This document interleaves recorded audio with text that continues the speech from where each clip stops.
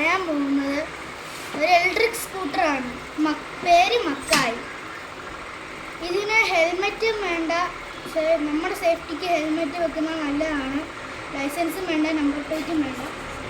Reverse പോകും.